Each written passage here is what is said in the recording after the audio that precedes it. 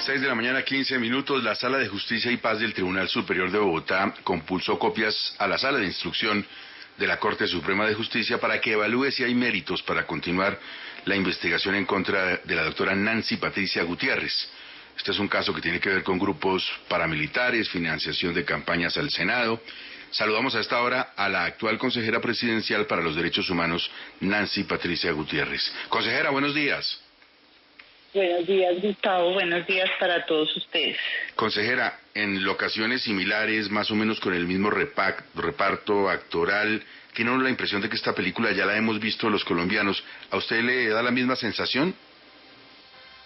Sí, indiscutiblemente ese es un caso analizado por la Corte Suprema de Justicia desde el año 2008. Fueron 6 años de la investigación, pasaron 54 declaraciones, oyó la Corte en torno a al mismo personaje sobre el cual la Sala se pronunció en estos días. Y bueno, es un caso cerrado, es un caso que está cerrado, fue un caso que generó mucho dolor familiar, mucha congestión, también tema pues siendo en ese momento congresista de la República, como presidenta del Senado, pero pasó y creo yo que ya ese caso cerrado, pues la Corte tendrá que pronunciarse en ese sentido.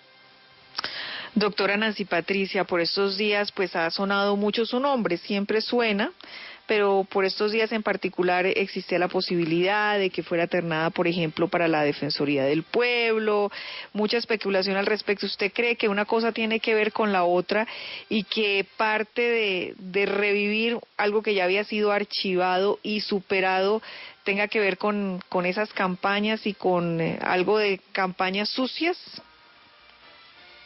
Pues lamentablemente en este ejercicio público y político cualquier cosa puede pasar. De todas maneras es indignante que en medio de semejante tragedia que vive la humanidad, que es esta pandemia, haya personas que estén dispuestas a utilizar, digamos, armas bajas para destruir a otra persona.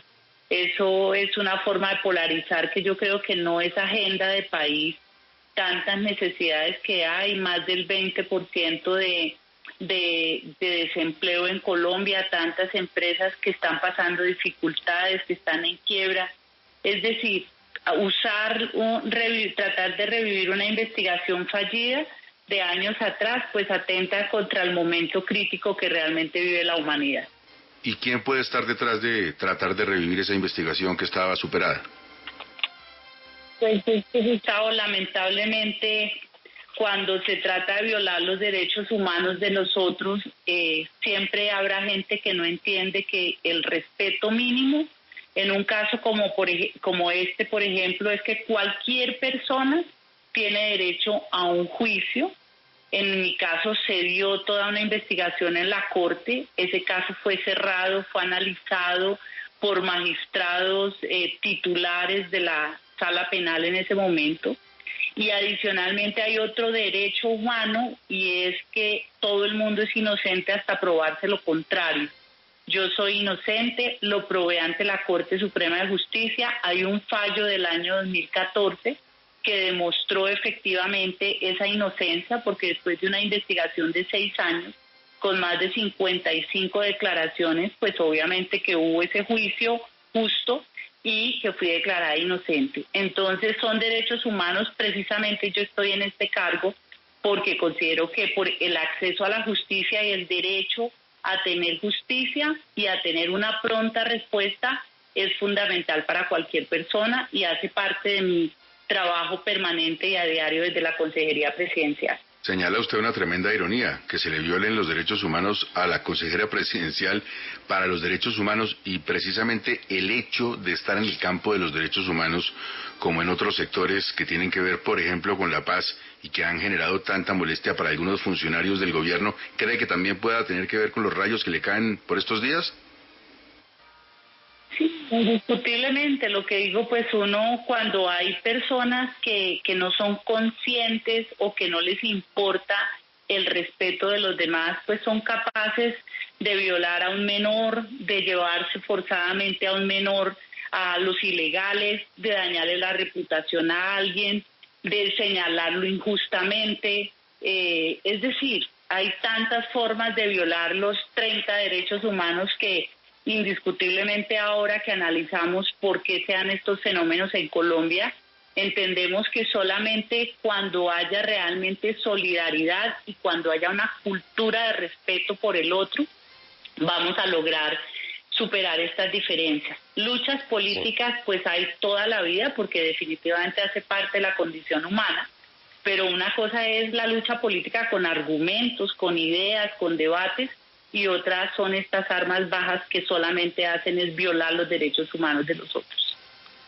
Doctora Nancy Patricia, precisamente cómo entender esta noticia cuando, como usted bien señala, y tengo aquí a la mano el auto inhibitorio que en su momento dictó en el año 2014 la Corte Suprema de Justicia, y le voy a reflejar o a manifestar o a poner de presente dos frases que me parecen concluyentes. Dice la Corte: no se encuentran los requisitos para proceder a la apertura de instrucción alguna, en tanto no existen elementos de juicio sobre vínculos de la excongresista Nancy Patricia Gutiérrez con organizaciones al margen de la ley. Y en otra frase, además se señala: la inexistencia de referentes objetivos y verificables sobre la ocurrencia de la conducta conduce a inhibirse de abrir la instrucción.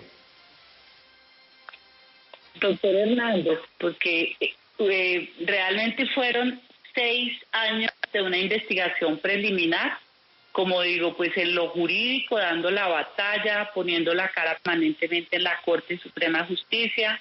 Obviamente mis abogados estuvieron al frente del tema, pero personalmente también fui a todas las declaraciones.